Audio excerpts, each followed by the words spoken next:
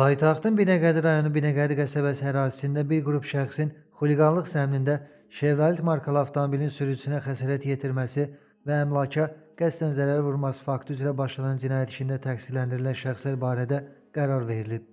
Qafqaz İnfo'nun əldə etdiyi məlumata görə cinayət əməlində təqsirləndirilən Natiq Mustafa Kamalov, Vahid Cavadov, Nazim Rəhmanov və Azər Zahidli polis tərəfinə saxlanılaraq həbs edilib. Hazırda cinayət işi üzrə istintaq hərəkətləri davam etdirilir.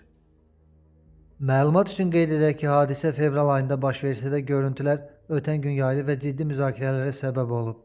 Əməli törətməkdə şübhəli bilinən şəxslər daha əvvəl Binəqədi rayon məhkəməsində hakim qarşısına çıxarılıb.